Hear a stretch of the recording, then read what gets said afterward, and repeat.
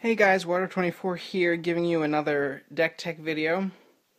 Now, this deck, I made it for my girlfriend and for a Friday Night Magic, and she didn't want to play that one time.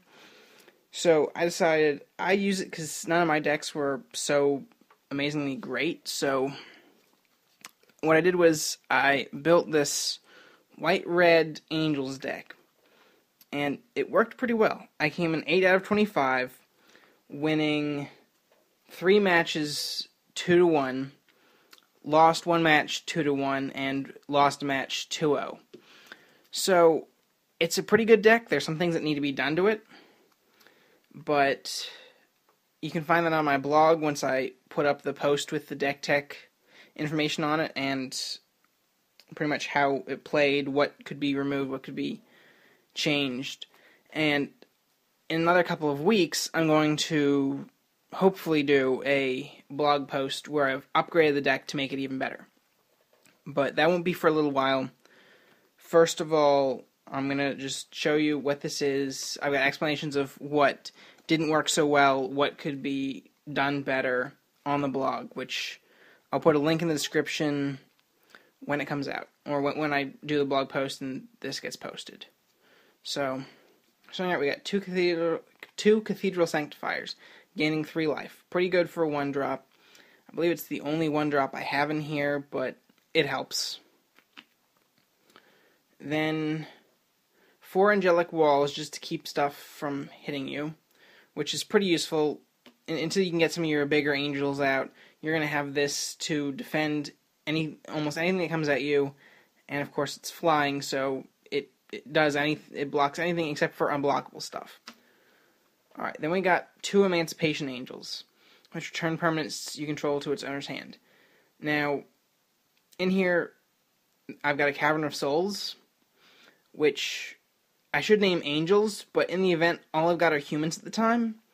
What I want to do is name humans, then if I can pull this out, then take the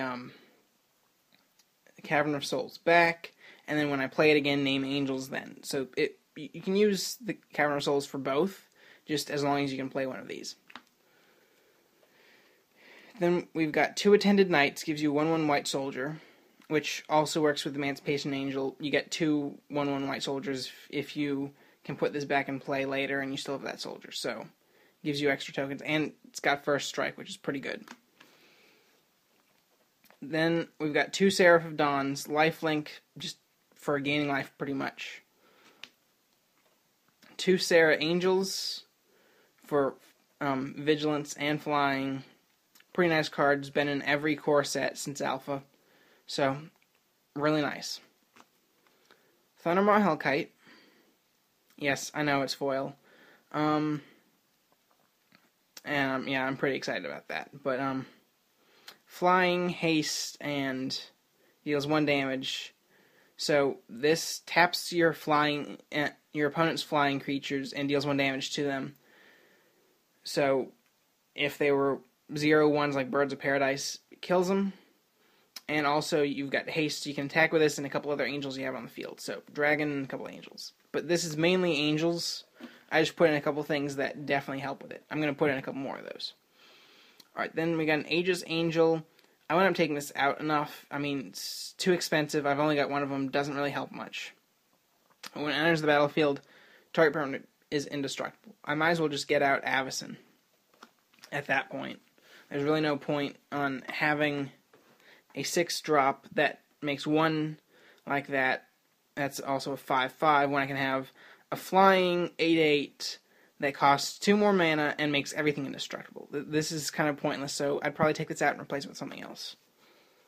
I know I said I wouldn't explain it, but I kind of feel like I should. 2 Gold Knight Redeemers, 2 life for each other creature I control. Pretty useful when I have a lot of creatures out, including like the soldier tokens and otherwise. And in some cases, angel tokens, but that part's going to be removed later. Alright, then we got a Requiem Angel. 1/1 White Spirits when another creature I control dies. Pretty good, pretty good. So, I do like this. Nice card for 6.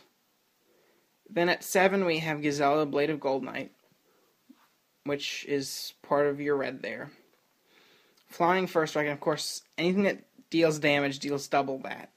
So, as soon as you get this out, it's pretty much game over. If you've got a couple 4/4 angels out there, I like a Seraph of Dawn, a Sarah Angel, and this, and the Thundermaw Hellkite. So, and Thundermaw Hellkite had an enchantment on it that gave it +4/+4, so it was like swinging for 18 +4, 22, swinging for 30 damage total, and that won me my last game, pretty much.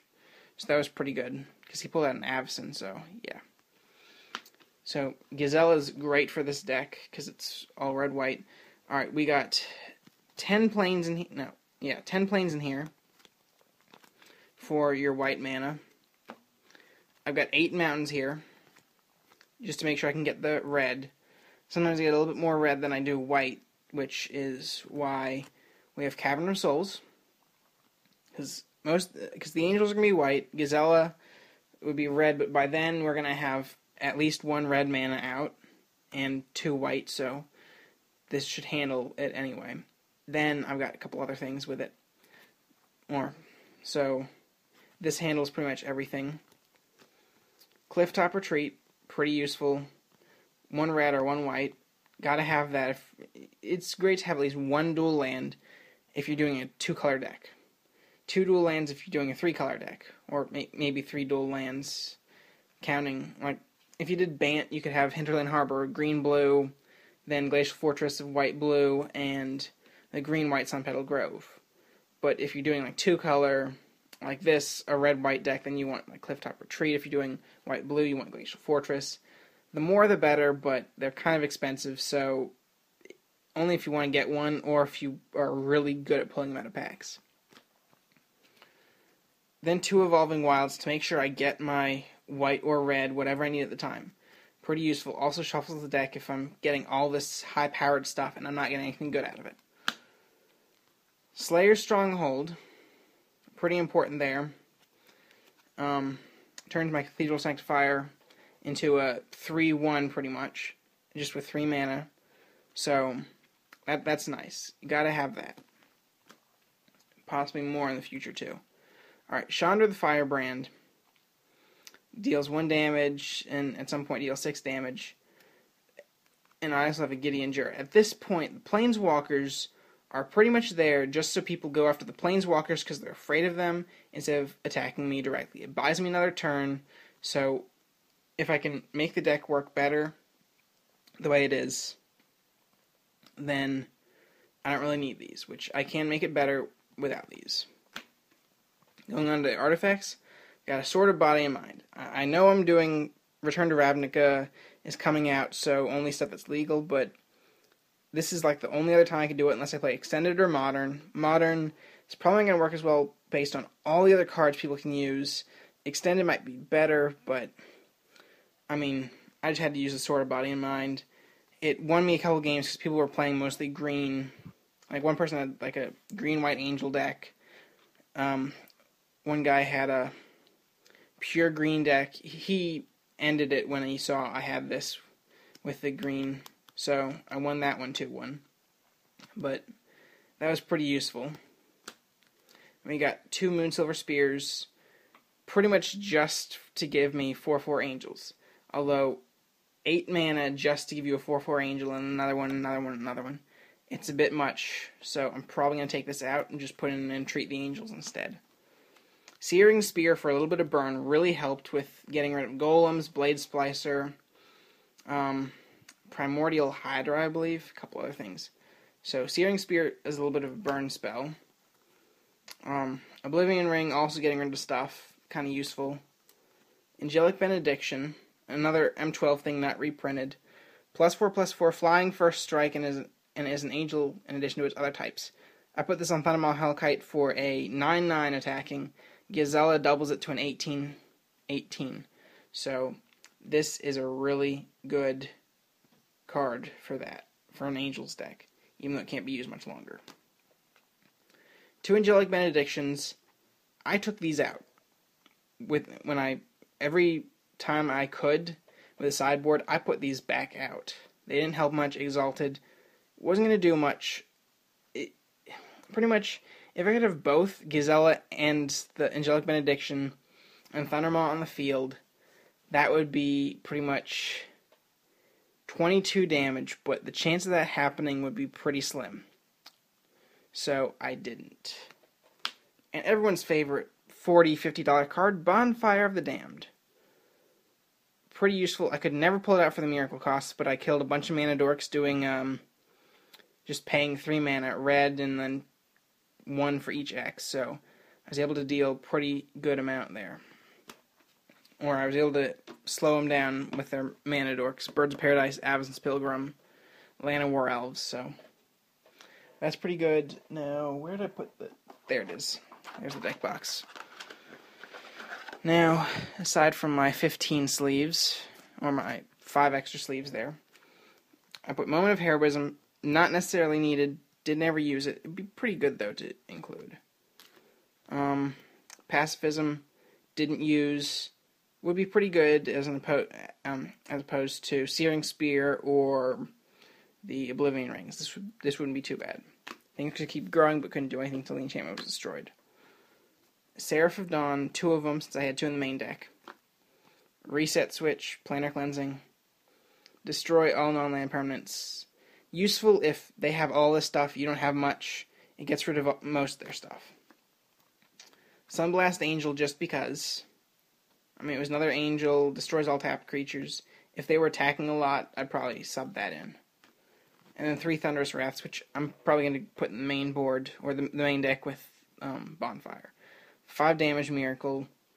It's not a great other cost, but if I can Miracle it, not bad. And if I need to do a quick 5 damage to someone directly, because they can take 4, and they have no more cards in their hand, and I'm at 6 mana, I might as well just do this if I happen to have one already in my hand, so...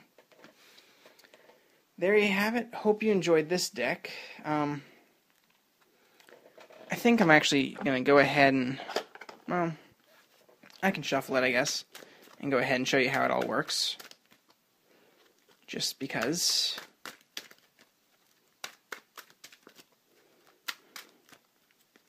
Of course, this isn't going to go so well. Well, this because I'm not gonna do the same thing 6 all the way around. I could, but I mean, not much sense in doing that. I don't want to take up all your time by having you watch me shuffle. So let me just go ahead and do this off camera for a bit just to get it working right. And hopefully I don't run out of room on the camera for this.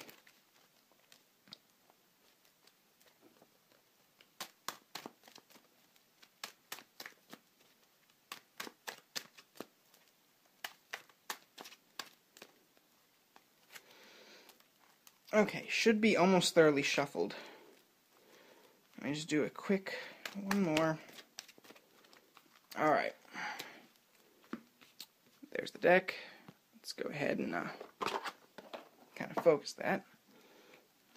1, 2, 3, 4, 5, 6, 7. Not a bad opening hand. I'll rearrange this. Okay. Probably start out with the plains. Draw a card, Emancipation Angel. Okay. Another plains. Don't really let them know what I'm doing. Starting out pretty much. Put out a mountain, which means I can do Attended Knight. I get a soldier token. I'm not going to represent tokens at the moment. Okay. Now I'm drawing land, so this is going to be good. Another mountain. Emancipation Angel for 3. Get this back. Still have that soldier out there. Pay the cost to put that out. Get another soldier. At some point, since I have like 2 mana left after casting that, I can do a Searing Spear just because. then